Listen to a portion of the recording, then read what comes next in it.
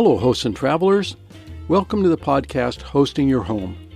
Each week, around the world, millions of guests stay in other people's homes using the Airbnb platform.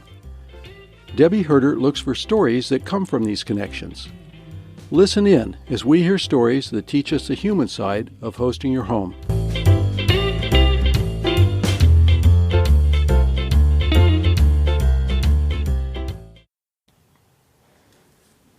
Hi, this is Debbie, your host here at the Hosting Your Home podcast. We're busy in the Portland area with high season starting to slow down, and I imagine you are too if you are one of those summer destinations. Also, Rob and I have an offer on our Lincoln City vacation rental, so we're learning for the first time in our lives how to sell a property. It's interesting. We live in the first house that we ever bought over 40 years ago, and we've moved a few walls and converted a few things, grew our children here, and now we have our we have our little Airbnb attached. So we're in the process of reducing our portfolio and talking about how we want to be more retired in the future. But in the meantime, we're also spending a lot of time and energy on Host to Host, the nonprofit trade association that we created for hosts. Our membership is growing. The website at hosttohost.com is continuing to expand. And we are announcing our very first vendor fair, which will take place on Saturday, October 20, 2018. And I'm really excited about it. I'm excited about the interest that is coming from the various companies that have products and services that support the hosts community, and also we're getting a lot of interest from our local neighborhood businesses. It's pretty cool to see that we are getting support in ways that help to expand our knowledge about hosting and also to develop relationships with our own community. We have companies that will be there like insurance companies and Airbnb and Booking.com and a local brewery, and it just goes on and on. It's going to be free to the public. You're invited. Come see, come learn. And if you're a vendor interested in a booth, let me know. So today we have a serious topic to discuss. Not everything about hosting a short-term rental space is fun and exciting, as I'm sure you know. And this episode is a result of some pretty serious incidents here in Portland that have to do with guests and guns.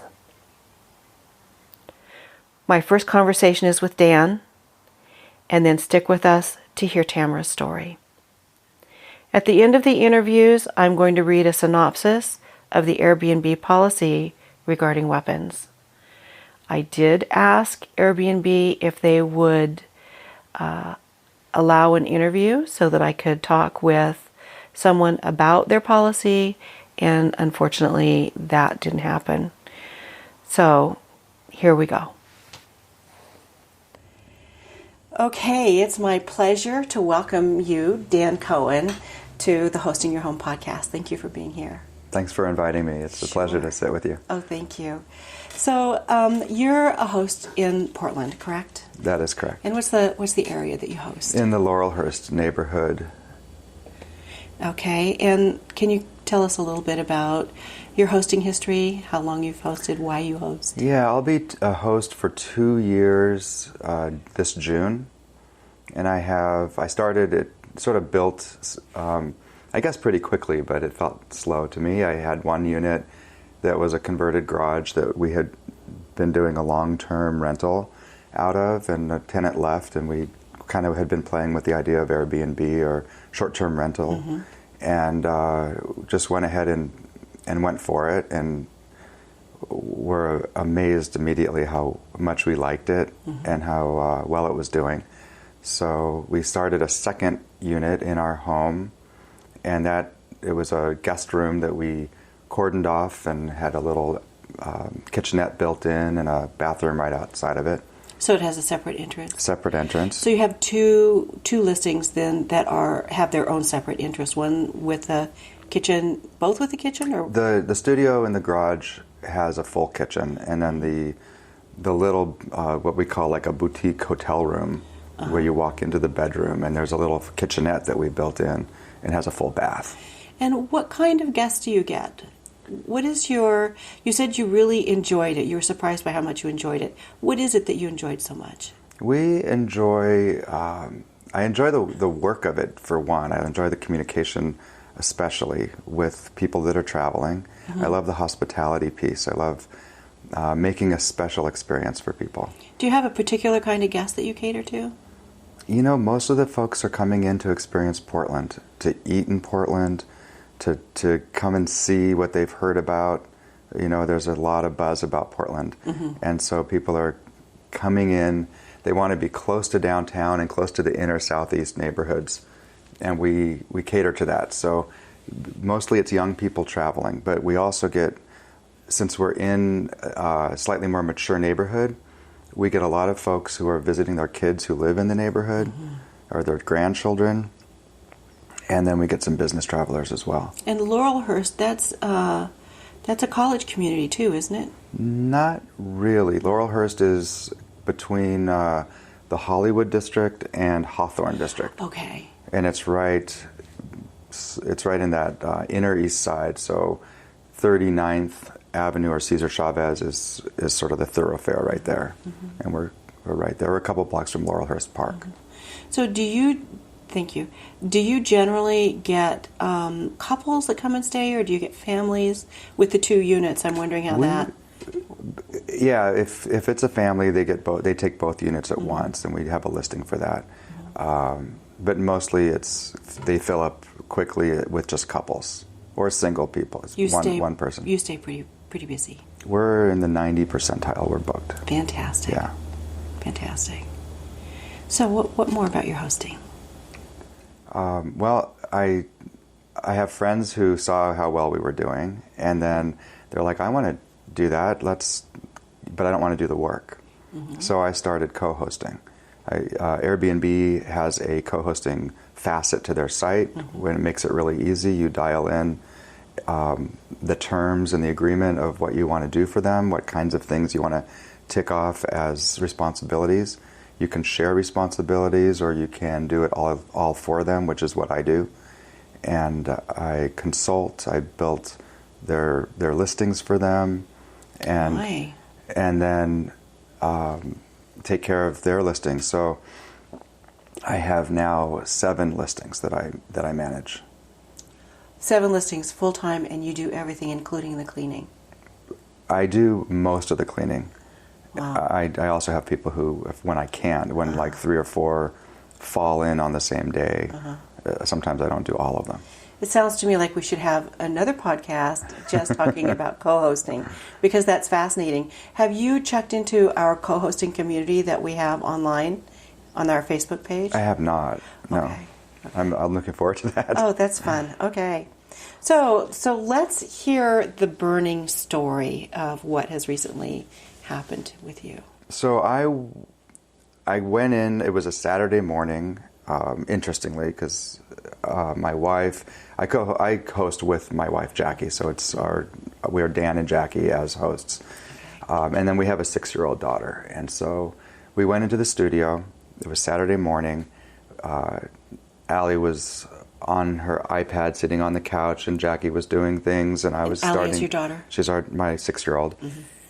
And we were in there for about 45 minutes to an hour before I got over to the bed and noticed on the nightstand something that was left on the second shelf on the nightstand next to the bed, which is probably about knee high to me. Okay. And I pick it up, and it's a gun. It's a gun in a little holster. Oh, dear. And I'm like, oh my God. My daughter's sitting right behind me, and I'm thinking, what if she had found this gun instead of me? And even the fact that I found it felt dangerous Yes. and shocking. So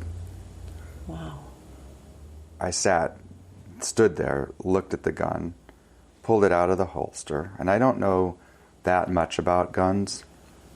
I don't have a ton of experience with guns, and as I could continue to tell the story, you'll see something that happened that still horrifies me. And that is that I wanted to disarm the gun. I wanted to see if there were bullets in it. And there was a button on the side, and it was, I was pretty scared to touch that button because I didn't know what it did, but I thought it took the magazine out. And were your daughter and your wife still in the room? My wife had left. Okay. It was just me and my daughter. And she didn't see what I was doing. She was sitting on the couch looking at her iPad. I pushed the button, the magazine of bullets came out of the gun. So it was a loaded gun. And I thought I had just disarmed it.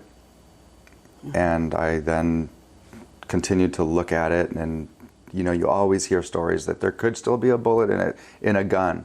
Yeah. And so I didn't want to play with it or anything, so I set it aside, and I didn't know, really, I was just in a moment of shock. I had no idea how to feel even exactly right away. And the first thing that I did was I went onto your Facebook site. The Portland area host Facebook page. Yeah. Okay. And I took a couple of pictures, and I said, hey, this just happened. I just found this. What would you do? Because I needed some feedback. Yeah. And it was incredible how many people responded and how quickly that all unfolded. Yes, but it did. Most people said, call the police. And I wasn't sure right away. The woman who stayed there was a good guest in every respect, other than the fact that now I'm holding a loaded gun. And so all the scenarios were unfolding in my mind. But I thought, okay, I'm going to call the police. And I felt like I didn't necessarily want to call the police on her, like as her being a bad person. Right. But I did. I called, and then I got a response from her. She had realized after I called the police, they hadn't arrived yet, that she had forgotten her gun. So did you contact her first, or was that a spontaneous email? It was a spontaneous email that came from her. Okay. That said, I forgot my gun, and this is what it is. She described it. She said it was loaded. It did not have a safety. There was a bullet in the chamber, and to be very careful. You have this now with you, this dialogue? I do. Can you read it for us, please? The first thing that I got from her, I need to let you know that the nightstand by the bed contains my Celtic .32 pistol that I travel with for protection. It is loaded with one in the chamber, and it has no safety. So please be careful. I'm very sorry about this, and we are almost home, and I live in Tri-Cities in Washington. That's about, 4 hours away, maybe? Is it? I'm not sure. I'm not sure either. I don't think you can ship that. Oh my God. So I will need to come back and pick it up from you. I just remembered now that I would have emailed you earlier. So I apologize. If you could please keep it somewhere safe, and I could arrange to pick it up next weekend, I would be grateful. Wow. No safety. Now, I don't know very much about guns either, but I thought every gun had to have a safety. This gun was a little pistol. It was made out of plastic and metal, and it seemed almost like a toy. Oh my gosh. And the thing, I started getting angry at this point because she was so nonchalant about it. Yeah. She was so casual, like, oh, I forgot my gun. Be careful, but, I'm sorry. And it just didn't feel like there was enough gravity in her letter. And so the police were on their way. No, yeah, the police were on their way. I'd already called them, and now I read this. And even at this point, it didn't I know this is going to show my ignorance, but I didn't realize that when she said there was one in the chamber, what that meant. Oh. Because when the police ended up coming and I showed him the gun, and I had already the magazine of bullets outside and separate, feeling like the gun was unloaded. Mm-hmm. He pulled back the sliding piece on the top, and a bullet flew out of it. Mm-hmm. So I had a loaded gun that I was thinking was unloaded in my hand that could have discharged. Yeah.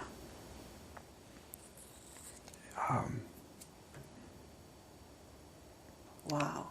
The police went back. He was a little confused himself as to what to do. His first response was, well, you can keep it and give it back to her, or we can take it and she can get it back from us. He said, there's no crime that's been committed. And I said, well, is it registered? And he's like, it doesn't need to be registered. So that was his first statement. And then he paused and he thought about it and he said, well, hang on just a minute. I'm going to go make a phone call and find out more about the policy. Mm-hmm. So he wasn't 100% sure what the policy was. And when he came back, he asked me for the guest's information, mm-hmm. phone number, and an address. And then he went and he called her directly and spoke with her for about 20 minutes. Wow. And what was the resolution? He ended up coming back with a baggie and taking it as evidence. And and then he said that she was going to come pick up the gun from him at the precinct. Oh. Incredible. Did your daughter ever know what was going on? She didn't. Yeah. She didn't. And I don't know if that's good or bad. I think if she had been part of the drama a little bit, she might have learned a little bit about guns. Mm-hmm. But I didn't include her. Yeah. And what were your feelings about the host community and how they interacted with you after you posted your pictures and your concerns? I was very impressed with the support I felt and the concern. And it was interesting also the dialogue. There were gun advocates that came on and kind of argued a little bit in favor of the guest and gave some statistics on how many guns get lost and how many guns police and even police lose. There were articles that were being posted like that. Did that lessen your fear a little bit? Or did it make you more fearful about which part? The gun-toting community? Yeah, about the person that came on with some reasonable understandings about. No, it made me feel even more upset. I got angrier and angrier as time went on. I realized how dangerous a position and the gravity of what could have happened. Mm-hmm. And I wrote back to the guest. I didn't respond to her for a long time, and then I wrote back to her, letting her know how I felt. Good for you. Do you want to share that piece with us too? Do you have that with you? I do. Kathy, I appreciate you connecting. We are more upset and angry than you can imagine. We are not inconvenienced. She had sent something apologizing for the inconvenience of having to return the gun to her. Oh, yeah. We return forgotten items to our guests all the time. It's part of our job as we see it. Yesterday morning, we all went into the studio together, Jackie and I and our 6-year-old daughter. We were there for an hour before I found your loaded gun. 24 hours later, and I am still shaking. What if my daughter had found it? What if we were a statistic right now? Me dead, my daughter dead, my wife dead. Any combination of those things could have happened because of a scared, irresponsible, truly unforgivable gun owner left a loaded gun behind with no safety, a bullet in the chamber, and in reach of a child. So before you apologize for our inconvenience, please think about what you actually did, the risk that you put us in, and the fear and dread that we still feel. That is what would be helpful to hear, in addition to a better plan while handling your firearm in the future. Thank you for reading this, and I hope it wakes you up. Dan. Very good, Dan. Wow. And she responded apologetically, and I still never replied to her response. She didn't. It's a really short response, and I'll read it too, just because we're talking about it. She says, "I'm terribly sorry. It was irresponsible, and I have never done that before. I am so glad to know you're all safe, and definitely wanted you to know the second I had remembered. It definitely has been on my mind that not everyone has a comfort level with guns. My dad is a police officer, and so my comfort level with them is different. Again, I do understand your side, and again, I am terribly sorry." So she sounds profusely apologetic. Mm-hmm. The part that bothered me about her response was the comfort with guns piece, because it just doesn't, no matter how comfortable you are with guns, what she did has nothing to do with that. Not only that, but I'm shocked that the daughter of a policeman who has a comfort level with a gun would have one that doesn't have a safety. That doesn't make sense to me. And that she'd leave it where a child could find it. Yeah. So, I mean, people make mistakes. Yeah. And she's, I'm sure, a good person. You know, she doesn't have a record. She's an older woman who's a real estate agent, and she probably goes into places and feels like she should be protected. Mm-hmm. So there's lots of arguments about, oh yeah, it's fine that you, but to forget it and to leave it where she did. Anyway, it was a horrifying experience, to say the least. Is there anything about this, about the way you reacted or you handled this, that you would have done differently? I don't think so. If you were going to give someone advice on having this kind of situation happen to them, what would you tell them? Well, I would tell them to not touch the gun if possible, and to call the police immediately. And I would advise them to put in their house rules to not allow guns. And have you done that now? I actually honestly haven't done it yet, but it's on my mind, and I don't know why I haven't done it yet, but I will be doing it. Well, and you posted this on our Facebook group, which has almost 1,000 hosts on it now. I imagine that there's a number of people who have added it to their house rules. If they haven't done it, they probably will do it too. Mm-hmm. I'm certainly going to. There's a question, though, that some people are bringing up about that, thinking that if they add something in their house rules that say no guns allowed, then other guests will see and assume that there are no guns in the house, and that will make them vulnerable. Do you have any feeling about that? I've heard that spoken, and I don't. It doesn't make me want to say no guns. I'll put it that way. I'm still going to put that house rule in my house rules. I guess it's possible, but I don't think that there's the chances of somebody who wants to come in with a gun to do something bad, to finding that or figuring that out. It just feels like that's such a.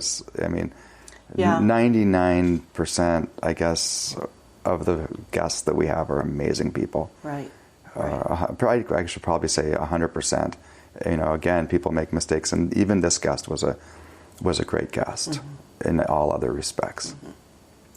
And the assumption that if you don't want guns in your rental space doesn't really need to equal the fact that we don't have them in our home space either. Kind of like smoking. You can smoke in your own home and tell people you don't want them to smoke in your rental space. Right. I mean, that's kind of a naive comparison, but Exactly. It doesn't That doesn't have to absolutely. correlate. It doesn't absolutely correlate.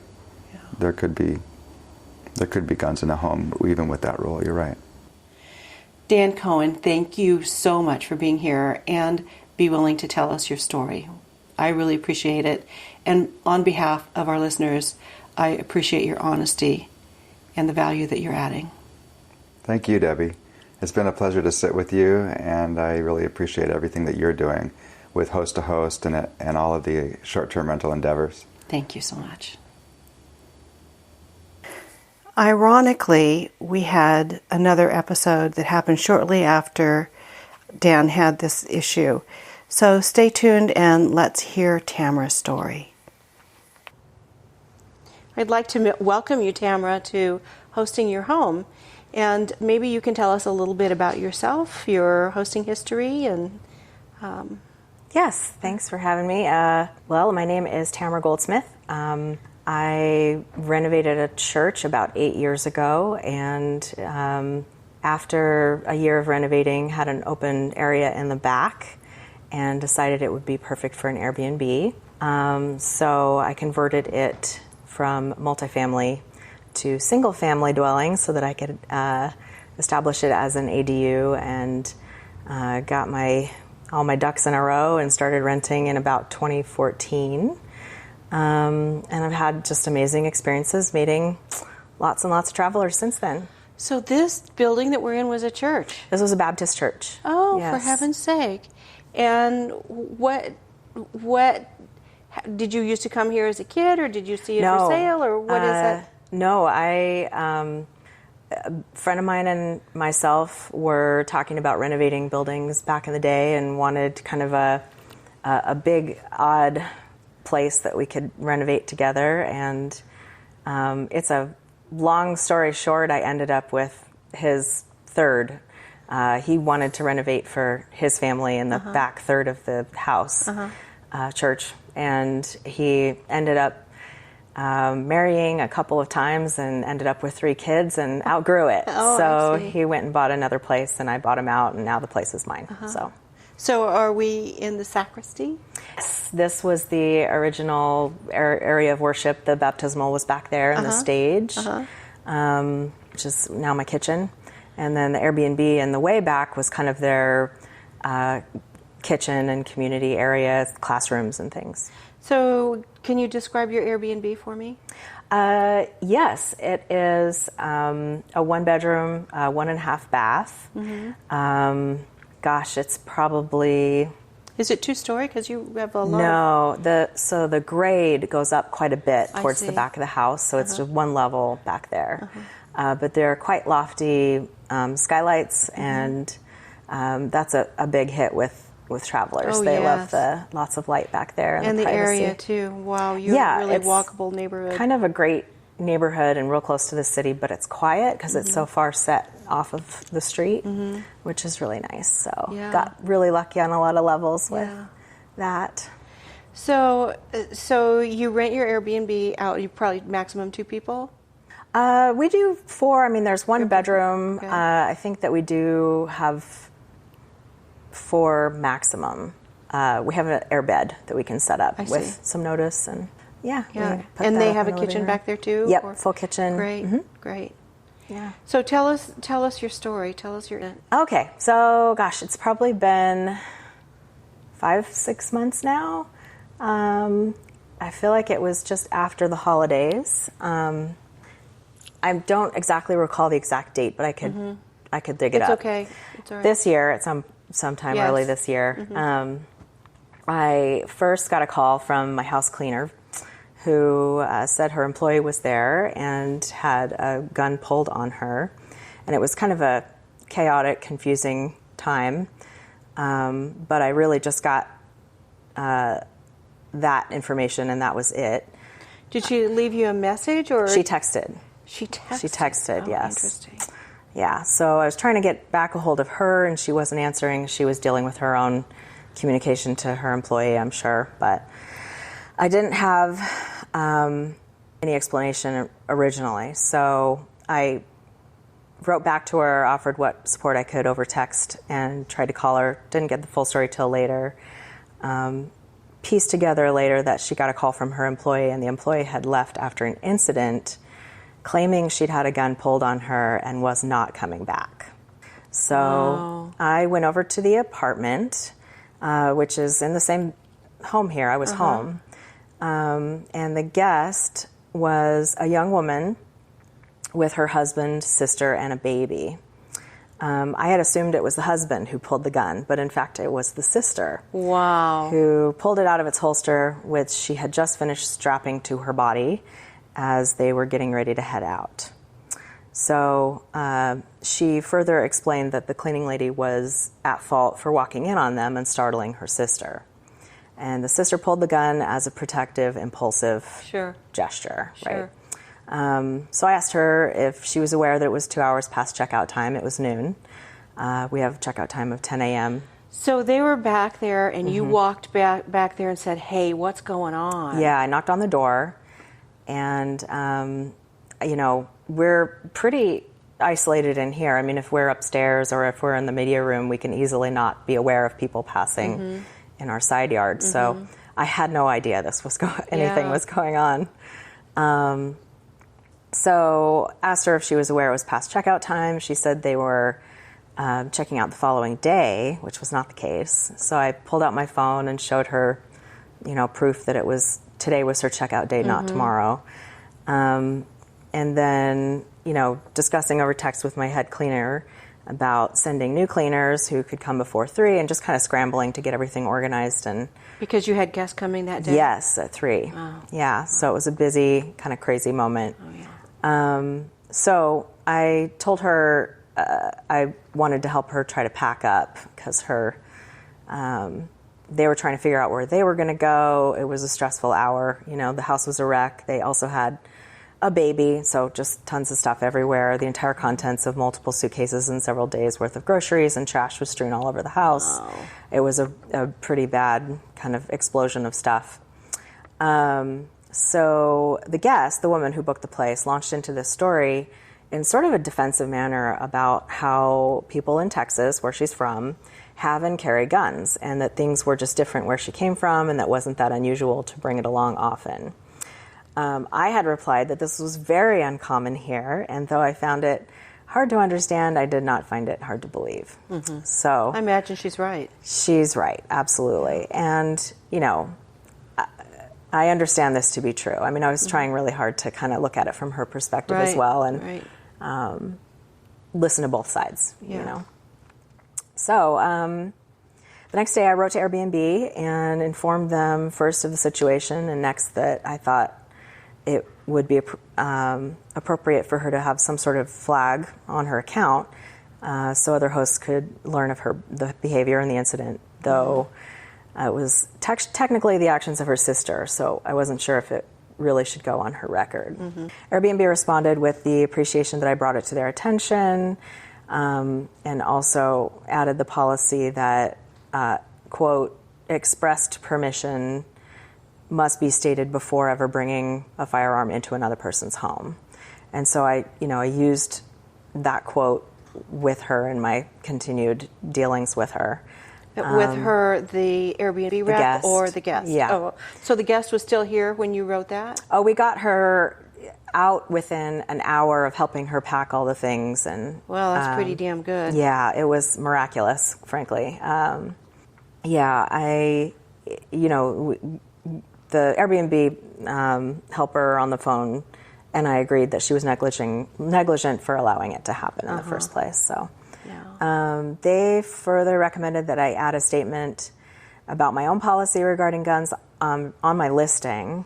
So I proceeded to update that and outline, I think I said no weapons of any kind allowed on my property, which, hopefully covers more than just guns. Yeah. This, I suppose, would further protect me in defense should a similar situation ever arise again. Airbnb also recommended that I chat with the cleaners and make sure that they always knock first and state loudly, housekeeping, which they had not done. Yes. Okay. So I did, sit down with my head cleaner and we talked about things to do to prevent that from happening again in the future.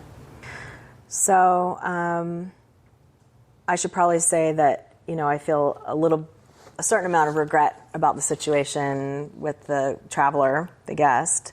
Unfortunately, it ended on kind of a sad note because, unbeknownst to me, Airbnb ended up suspending her account. Oh. And she wrote to me. How did you find? Oh, she wrote to you. She wrote to me and pleaded for me to reverse my decision, and I told her it wasn't my decision to make.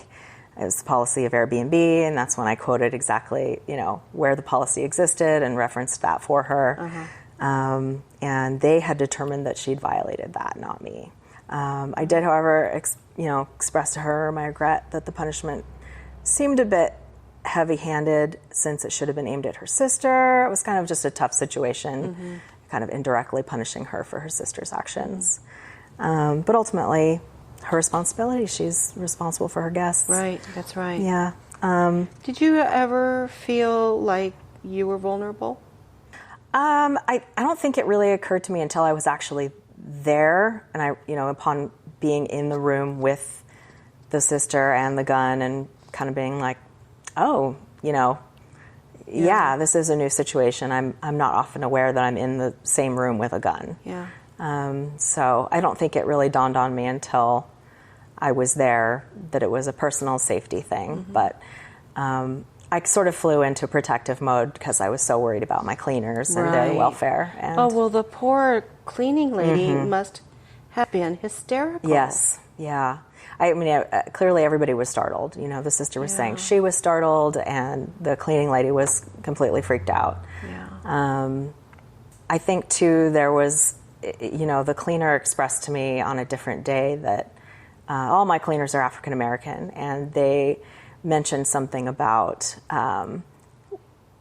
when you see a gun, you run. You don't ask any questions. Totally and I got the impression that this wasn't a new thing for any of them, as new as it was for me. So that was a real humble moment to, talk to them about the realities of that and what they're used to as opposed to what I'm used to. Right. So right.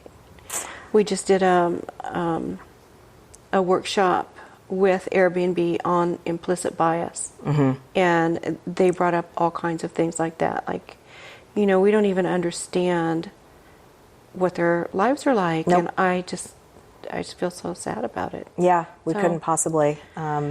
Discovery is happening.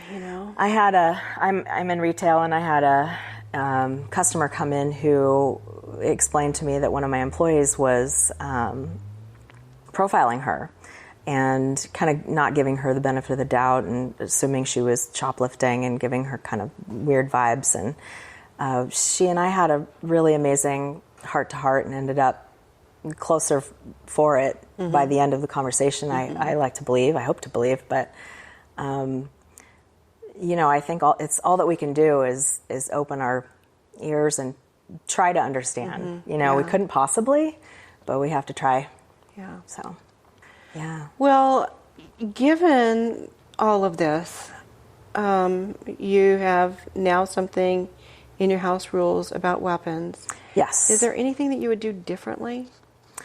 Well, now I remind guests that it's checkouts in the morning, first and foremost. So do you send a note to them, or do you? Yeah, I do. Yeah, the night before, I'll send a little note saying, mostly just, I hope you've had a great visit. Hope you've had an awesome visit so far.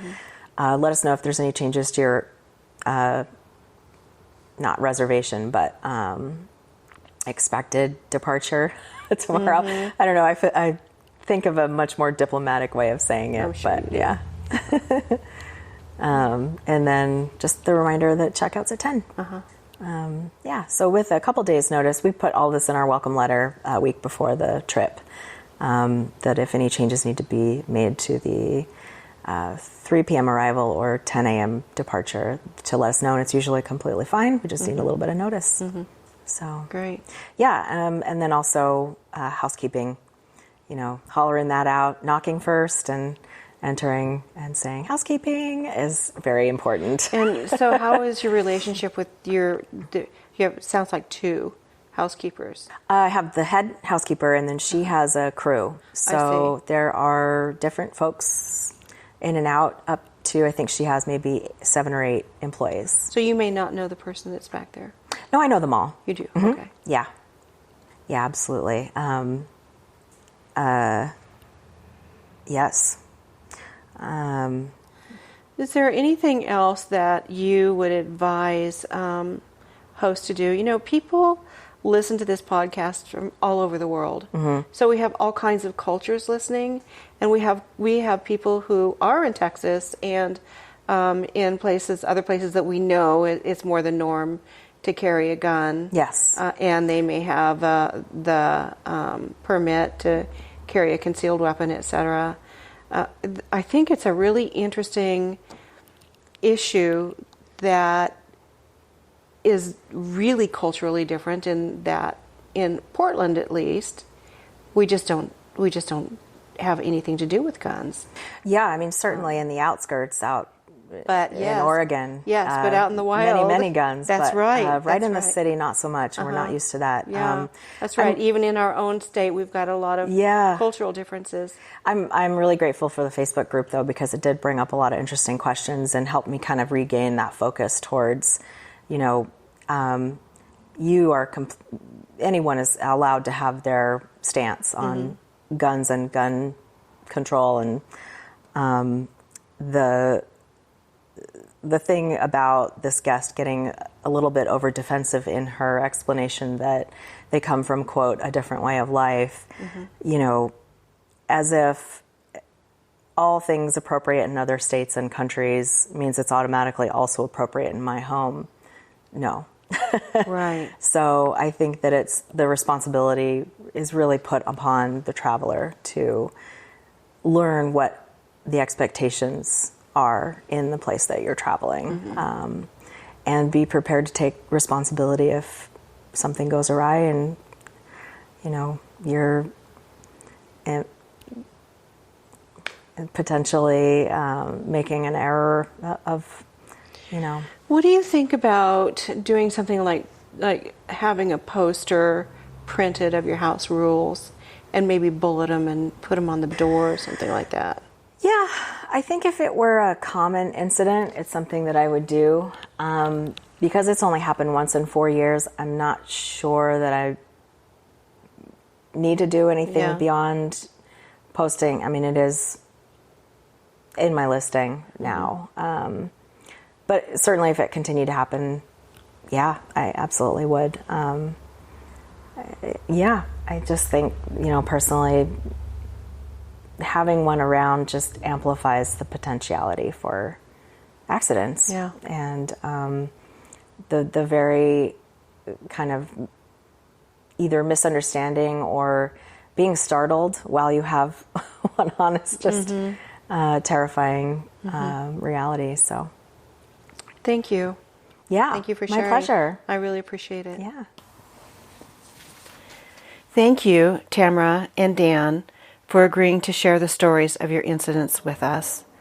I have recently posted in my house rules that weapons of any sort are not allowed on my properties, and I urge you listeners to consider doing this as well. This topic deserves your serious attention. So now I'm going to read to you the Airbnb rules about weapons in a listing. Here we go. Our standards and expectations require that all weapons that are present at a listing must be properly stored and secured. If a weapon is in plain sight or discoverable by guests, hosts are required to indicate its presence in their house rules. Guests are also required to provide notice of and obtain consent for any secured weapons prior to booking, and should use the message feature to do so. If prior notice of a secured weapon is not provided and the host or guest prefers to cancel the reservation, Airbnb will allow cancellation without penalty. Note: all weapons present in a listing must be secured regardless of whether they've been disclosed. People who violate this expectation may be suspended or removed from the site. What is considered a weapon? Any mechanism that can be used to fire a projectile is considered a weapon. This includes, but is not limited to, standard firearms, air guns, self-defense or deterrent devices such as tasers or pepper spray, ammunition of any kind, and imitation firearms. I'm not sure what an imitation firearm is unless we're talking about a toy. I don't quite get that one. So there are also accepted types of secure storage listed. Locked cases or cabinets and visible locking devices are acceptable storage options. Secured storage must guarantee that only authorized users have access. So there you have the Airbnb statement. On our website at hostingyourhome.com and in the show notes, you'll find links to the Airbnb rules and more information regarding Dan's listings and Tamara's listing. Both Dan and Tamara mentioned our Facebook page in Portland, and if you reside in our area, you're welcome to join. However, it is required that you be local to the area. We welcome your presence at the Host to Host Facebook group, and you'll also be welcomed in our Hosting Your Home Facebook group. Reviews, comments, and messages to us are always welcome. Your review of the podcast left on the site where you downloaded, just like Airbnb, increases the visibility and the searchability of our podcast to our audience, which increases our audience, and we really appreciate it. So thank you for listening, and we'll catch up with you again in a couple of weeks. Take care.